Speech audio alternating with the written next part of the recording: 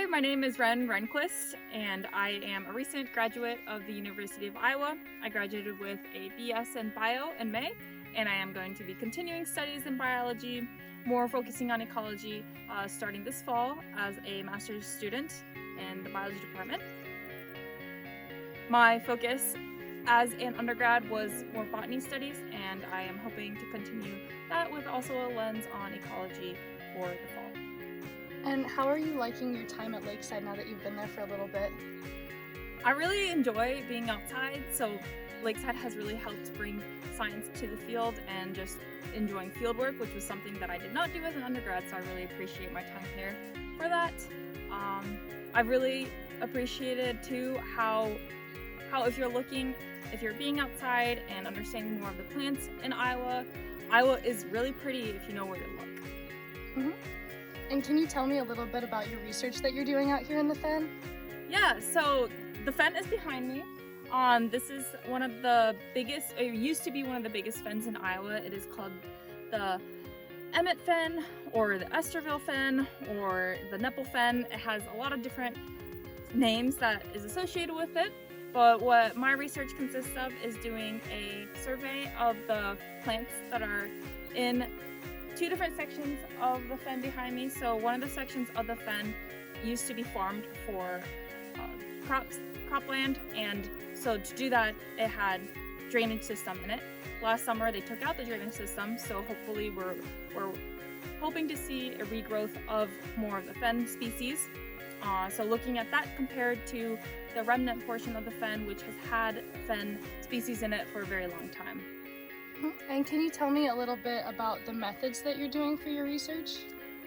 So for the methodology that we're using, we're doing a meander survey and also a quadrant survey. So the meander survey, we walk through the fen and just name out every single plant that we see, and we end up with a long list of species.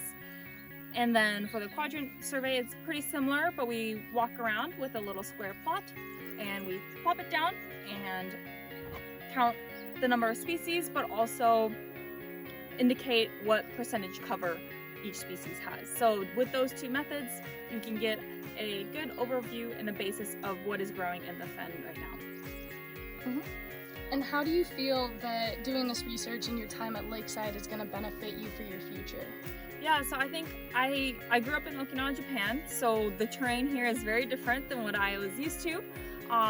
And I really enjoy seeing the differences of plants growing, and I think it's made me really able to connect to the land and the community a lot better, because even when I'm on my runs or if I'm walking around campus, I can point out different species now, which is something I haven't been able to do before I had my Lakeside internship. So it's really nice to be able to connect more to the area that I'm surrounded by and appreciate nature a little bit more. Why would you say specifically that the fen is important?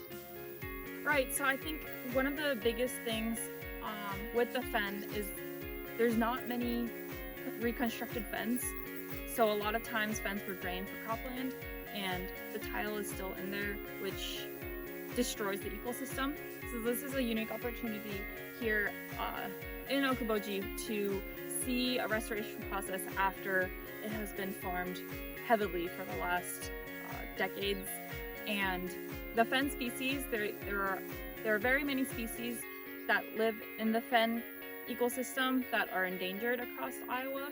So seeing those hopefully return, or maybe trying to plant those and see how they go, would be a very key point, especially when you're looking at trying to restore other fens in Iowa.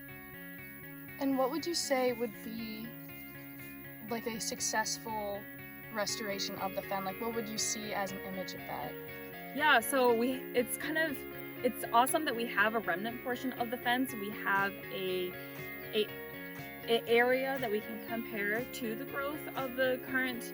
You see the bare spots, the soil out there, that's the rehydrating portion.